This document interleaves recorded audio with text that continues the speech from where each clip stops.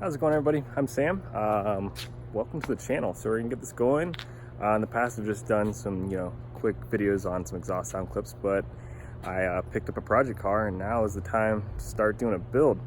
Currently remodeling a house. You can see all our mess right now. So it's a few weeks out, but once that's done, this build will get going. I just wanted to make a quick intro video before I get too many parts ordered, since they're starting to come in, which I can talk a little bit more about later.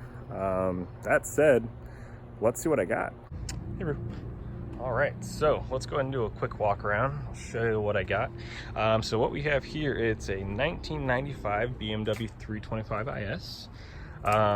It has clean title, but it was definitely had the front end replaced and repaired, which I can kind of tell there's actually different VIN numbers on the fenders and hoods.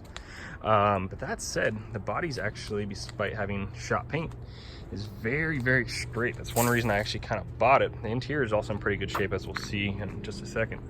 The only real spot that it has was where it looks like they brushed up against something here. That's pretty easy to fix. I was probably going to do some, fenders on here at some point anyways. Very, very little rust on it. That's also another big contributing factor. As someone from the East Coast, I did not want to deal with it.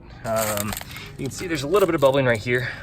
No big deal. I have pulled all these out. These are all solid. This is the only one that has a little bit of surface rust. Besides that, it's actually pretty good. The underbody. Let's see if I can get under there. There's a little bit of surface weld, and there's a little dent in front. It looks like they just popped up on something, but it's in pretty solid shape. When I purchased this, it did not have an ECU, which was kind of funny since the guy kind of played dumb about it, even though it's from a BMW dealership. It does not have a transmission, and it was actually abandoned at a BMW dealership due to a fuel pump. It was owned by some Russian guys, and I don't know the full story, but the glove box tells an interesting story since a lot of stuff was left in there. Moving on to the interior, super dark tinted windows. Interior wise though, it's actually really clean.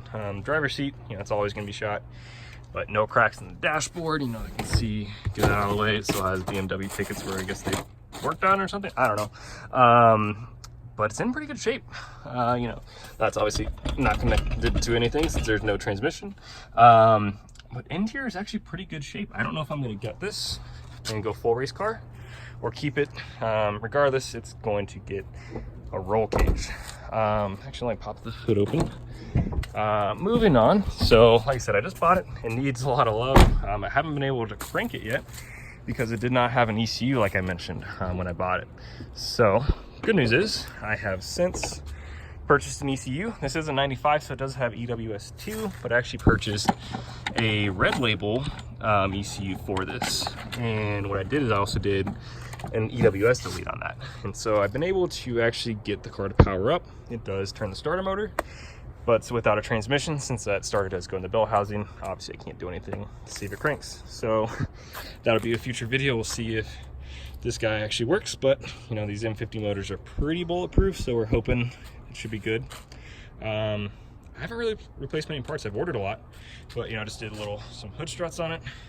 Didn't have an elbow. It was all cracked up, and it was just a MAF, so I ordered a cheap cone filter. This is also going to be a turbo build, so this is all pretty temporary. When you look, like I said, it was wrecked, so it looks like they did replace this front end. You can kind of see right there. That's all new. Headlights are aftermarket for probably obvious reasons. There's no little, you can see there, this pinch seam or seam sealer is actually a little bit soft, so that tells me that they did redo these strut towers. But the car is straight, which is what matters. This is gonna be a fun project car. I'm probably gonna cut up on and play with, so that's not a big deal.